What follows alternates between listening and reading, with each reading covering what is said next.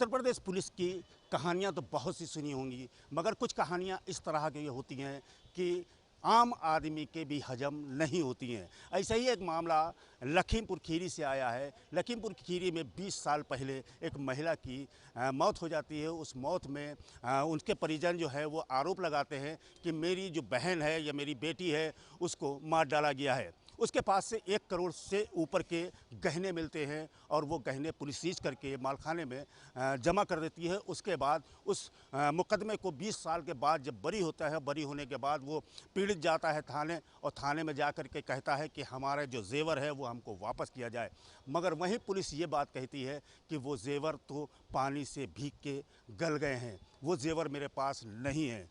उसके बाद वो वापस कोर्ट जाता है और कोर्ट जाने के बाद जज से ये दरख्वास्त करता है कि साहब जो मेरे सामान था वो मेरा सामान जो थाने में जमा है वो दिला दिया जाए। मगर उस पर जज जो है एक कार्रवाई करते हुए वहाँ के एसएचओ को तलब करते हैं और तलब करने के बाद उनसे पूछते हैं। वहाँ पे पुलिस जब आती है और पुलिस ये कहती है कि वो सोना जो है वो मालखाने में जमा था और मालखाने की छत बह रही थी, उसकी वजह से सोना जो है गल गया और उस पुतली को हमने छत पे रखा सुखाने के लिए, तो बंदर उस पोटली को लेके भाग गया। इस तरह की दलील जब जज साहब सुनते हैं तो मुस्कुराते हैं और वहाँ पर न जाने कितने वकील बैठे होते हैं। इस बात को सुन के उनको हजम नहीं होता कि सोना एक ऐसी धातु होती है जो ना भीगने से ख़राब होती है और ना जलने से ख़राब होती है।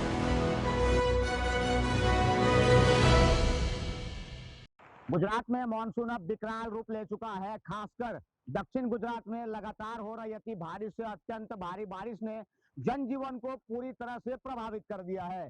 भारत मौसम विज्ञान विभाग यानी आईएमडी ने कई इलाकों के लिए रेड अलर्ट जारी किया है और लोगों से बेहद सतर्क रहने की अपील भी की है।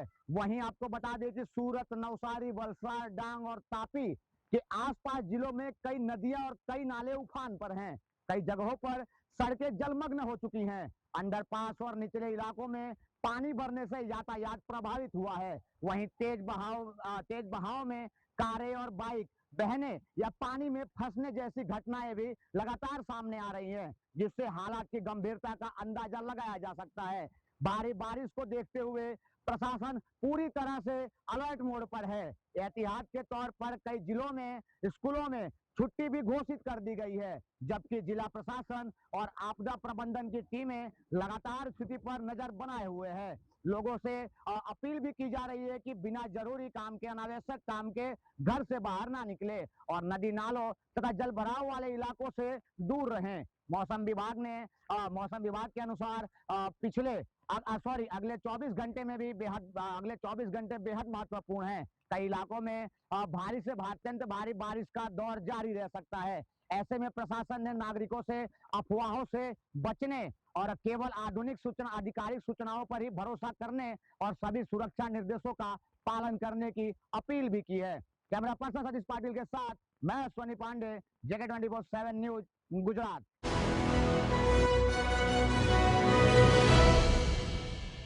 नमस्कार, आप देख रहे हैं हमारा खास कार्यक्रम सिटी रिपोर्टर। मैं हूं धनराज का राजधानी देहरादून से और बात करेंगे मानसून की, क्योंकि मानसून उत्तराखंड के अंदर जल्द ही दस्तक देने वाला है। लेकिन मानसून से पहले कहीं ना कहीं नगर निगम को डेंगू का डंक सताता हुआ नजर आ रहा है। हालांकि अभी तक उत्तराखंड के अंदर बात करें तो अभी तक कोई भी ऐसा मामला डेंगू का निकलकर सामने नहीं आया है। लेकिन राजधानी देहरादून के खासकर हम बात करें तो कहीं ना कहीं जो नगर निगम के अधिकारी हैं वो अभी से ही डेंगू को लेकर सतर्क नजर आ रहे हैं, क्योंकि जो नगर निगम के अधिकारी हैं उनकी तरफ से साफ तौर पर बताया गया है कि राजधानी देहरादून के जो 100 वार्ड हैं उन 100 वार्डों में जो फॉगिंग का कार्य है उसका अभियान तेजी से चलाया जा रहा है। और इसके साथ ही देखिएगा कि जो छोटी गलियां हैं उन छोटी गलियों के लिए बाइकों से फॉगिंग कराने का काम कहीं ना कहीं नगर निगम करा रहा है।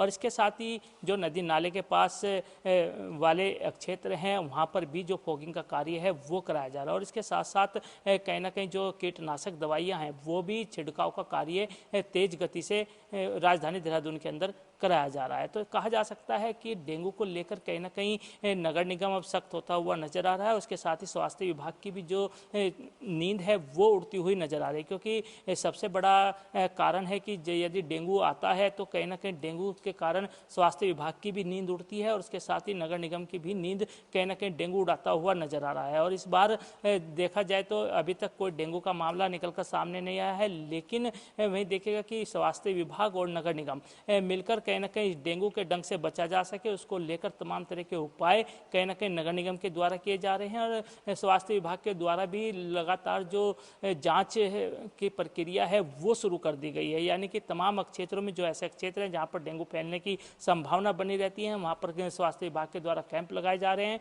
और तमाम जो ऐसे लोग हैं जिनको बुखार या फिर इस तरह की परिस्थिति बन रही है तो उनकी जांच भी की जा रही है। तो कहा जा सकता है कि डेंगू को लेकर तमाम जो विभाग हैं वो अभी से ही सतर्क हो चुके हैं। कैमरा सहयोगी वीरेंद्र थपलियाल के साथ धनराज गर्ग, JK 24/7 न्यूज़, देहरादून।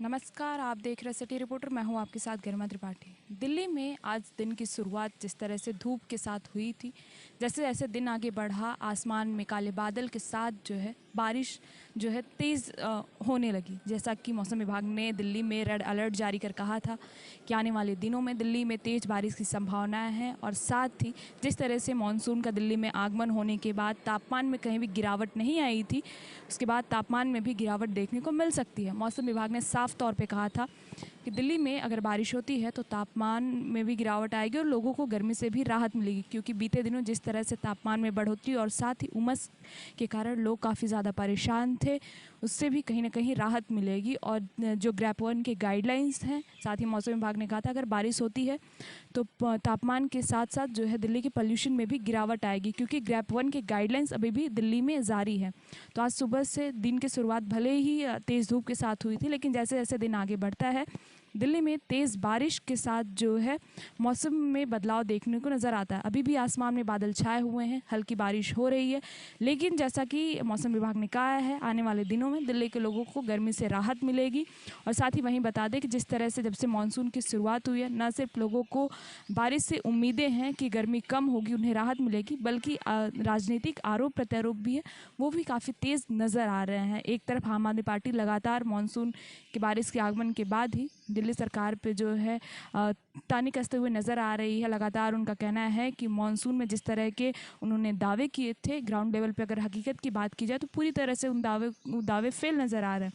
वहीं बीजेपी उन आरोपों से बचने का भी काम कर रही है। बीजेपी लगातार कहती हुई नज़र आ रही है, अगर ग्राउंड पर जाके देखें तो लगभग 77 जो नाले हैं उनकी सफाई की गई है, साथ में 22 जो है मुख्य बड़े नाले हैं उनकी भी सफाई की गई। लेकिन अगर स्थानीय लोगों की बात की जाए तो स्थानीय लोगों ने साफ तौर पे कहा है कि अगर ग्राउंड पे आके देखें तो गाद को तो निकाला गया है, लेकिन उन्हें सीवर के ऊपर ही छोड़ा गया है। अगर एक भी बार बारिश होती है तो वापस गाद जो है नालों में जाके सीवर की जो समस्या है उसे फिर से पुरानी समस्या, जिस तरह से हर साल दिल्ली में जल भराव की समस्या से लोग परेशान रहते हैं मानसून के टाइम में, वो समस्या फिर से उभर के आ सकती है। मैं गरिमा त्रिपाठी, JK 24/7 दिल्ली।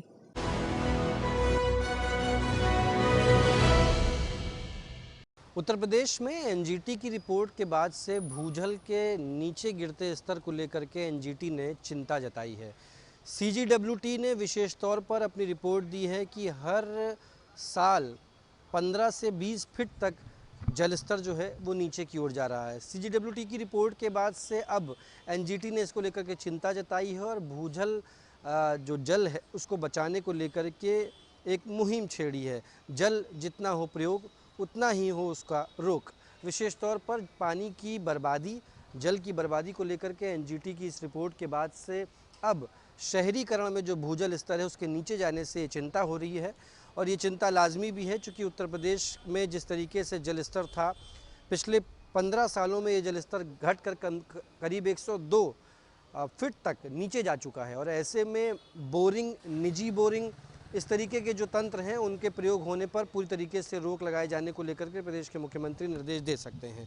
माना यह जा रहा है जो निजी बोरिंग कराते हैं वो कई फीट तक गड्ढे कराते हैं, जिसकी वजह से जो जल स्तर है वो धीरे धीरे करके और दबता जा रहा है। भूजल स्तर को लेकर के एनजीटी की इस रिपोर्ट के बाद से अब चिंता जताई गई है। हालांकि हर साल 5 फीट से लेकर के 15 फीट तक पानी का नीचे जाना अपने आप में चिंता का विषय है।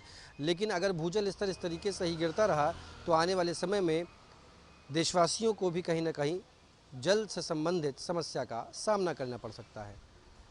वीडियो जर्नलिस्ट जुबेर के साथ गौरव पांडे, JK 24/7 न्यूज़, लखनऊ।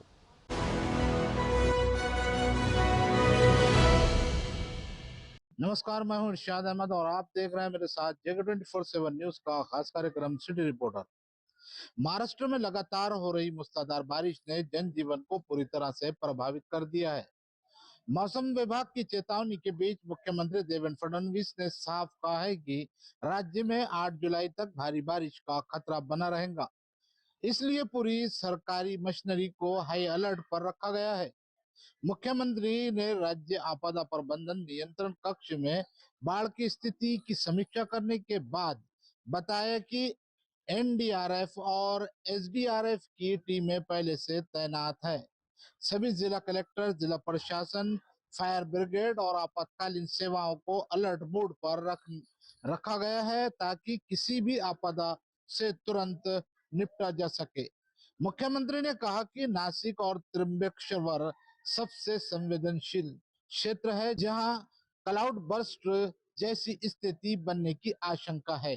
इसके अलावा मुंबई, ठाणे, रायगढ़, पालघर, पुणे और सतारा में भी बारिश का भारी बारिश का अलर्ट जारी किया गया है। मुंबई में हालात और उसका अंदाजा लगाया जाता है कि इस बात से लगाया जा सकता है कि 4 दिनों में पूरे 1 महीने जितना बारिश रिकॉर्ड हो चुका है। तेज बारिश, हाई टाइड के बावजूद BMC ने हालात संभालने की कोशिश की, जिससे लोकल ट्रेन और बेस्ट बस सेवाएं काफी हद तक सामान्य रही। वहीं मुंबई पुणे एक्सप्रेस हाईवे पर हुए भीषण भूस्खलन में करीब 100 टन मलबा सड़क पर आ गिरा। प्रशासन ने तेजी से राहत कार्य चलाते हुए कई लेन दोबारा शुरू कर दी है, जबकि बाकी मार्ग का भी जल्द सामान्य करने का काम जारी है। मुख्यमंत्री ने लोगों से अपील की है कि बहुत जरूरी होने पर ही घर से बाहर निकले, मौसम विभाग की चेतावनी का पालन करें और अफवाहों से बचे। उधर विधानसभा के बाहर विपक्ष ने राज्य के बुनियादी ढांचे को लेकर सरकार के खिलाफ प्रदर्शन किया, जबकि मुख्यमंत्री ने सभी आरोपों को खारिज करते हुए कहा कि सरकार हर स्थिति पर लगातार नजर बनाए हुए है और प्रभावित लोगों तक हर संभव सहायता पहुंचाई जा रही है। फिलहाल मौसम विभाग की चेतावनी को देखते हुए सभी नागरिकों से सतर्क रहने और प्रशासन के दिशा निर्देशों का पालन करने की अपील की गई है। कैमरा पर्सन बाकिर अंसारी के साथ मैं इरशाद अहमद, JK 24/7 न्यूज, मुंबई।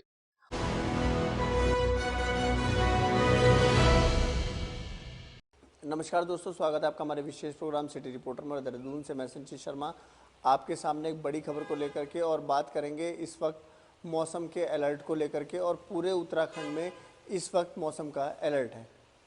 बात राजधानी देहरादून की करेंगे तो राजधानी देहरादून में जो क्षेत्र है वहाँ पर अगले 2 दिन तक भारी बरसात का मौसम विभाग ने अलर्ट जारी किया है। और साथ ही साथ जो उच्च हिमालय क्षेत्र है वहाँ पर भी भारी बरसात का अलर्ट जारी है।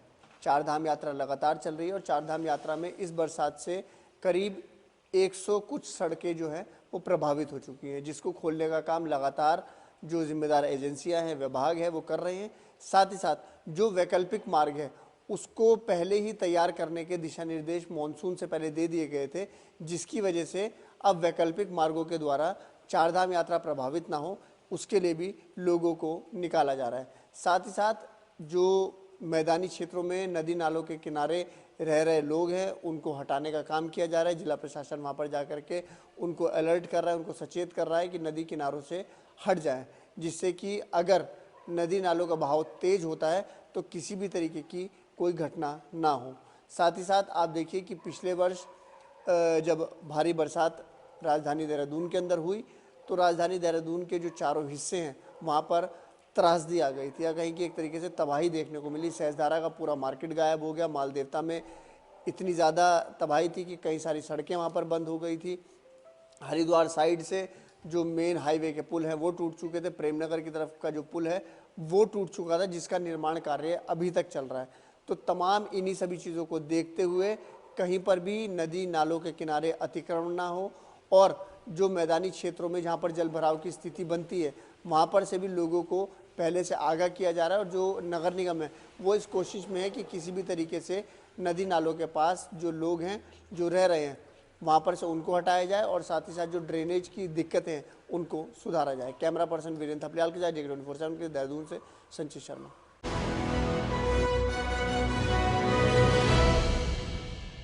अयोध्या में चंदा चोरी मामले को लेकर जिस तरह से बैठक कल अयोध्या में हुई थी, उसके बाद से जो चंपत राय हैं उनका इस्तीफा हुआ है, अनिल मिश्रा का इस्तीफा हुआ है और ऐसे में लगातार विशेष कार्य योजना बनाकर ये बात कही जा रही है ताकि भविष्य में आने वाले समय में इस तरह की पुनरावृत्ति ना हो। हालांकि जिस तरह से पूरे मामले को लेकर लगातार विपक्षी पार्टियों का ये कहना है कि चंपत राय, अनिल मिश्रा, गोपाल राव की भी भूमिका संदिग्ध है।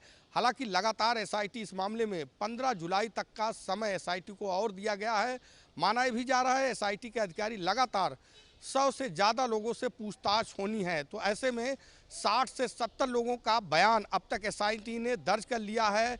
माना भी जा रहा है कि तमाम आरोपियों को रिमांड पर लेकर एसआईटी के अधिकारियों ने तमाम पूछताछ की है। माना भी जा रहा है कि लगातार जिस तरह से चंदा चोरी में तमाम जो लोग थे वो इन्वॉल्व थे और लगातार इसकी जो कड़ी है वो एसआईटी लगातार जोड़कर आगे बढ़ रही है। माना भी जा रहा है आने वाले समय में एसआईटी की रिपोर्ट के आधार पर एक बड़ी बैठक होगी कहीं न कहीं संघ की, उसके बाद तमाम ऐसे मसौदे तैयार किए जाएंगे ताकि भविष्य में चंदा चोरी की इस तरह की घटना पुनरावृत्ति न हो। कैमरामैन जुबेर के साथ उमेश मिश्रा, JK24/7 लखनऊ।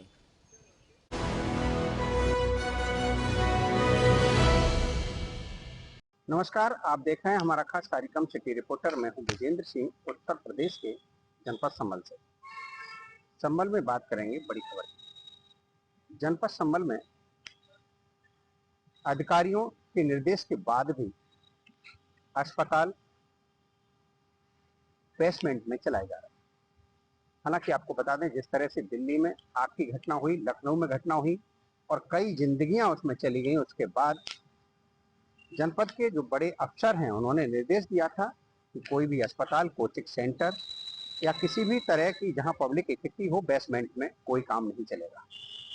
लेकिन उसके बावजूद भी न्यू लाइफ अस्पताल का बेसमेंट चल रहा है और उसमें अस्पताल चलाया जा रहा है। भारतीय किसान यूनियन के जिला अध्यक्ष राजपाल सिंह यादव ने शिकायत की कि नवजात शिशु को वहां भर्ती किया गया। भर्ती के बाद महंगी दवाइयां बताकर पैसे वसूले गए और सब भी जब दिया गया जब पूरे पैसों की वसूली कर दी। इस शिकायत पर सिटी मजिस्ट्रेट सुधीर कुमार मौके पर पहुंचे और उन्होंने जांच पड़ताल की। जांच पड़ताल में यह तो पाया ही कि अस्पताल बेसमेंट में चल रहा है, लेकिन ये भी देखने को मिला कि अग्निशमन की एनओसी होने के बाद उसके जो नियम हैं उनका पालन नहीं किया जा रहा है। अन्य खामियां भी मिली।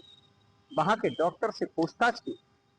हालांकि पहले डॉक्टर को पूछताछ के लिए पुलिस की गाड़ी में बैठा लिया गया, बाद में छोड़ दिया गया।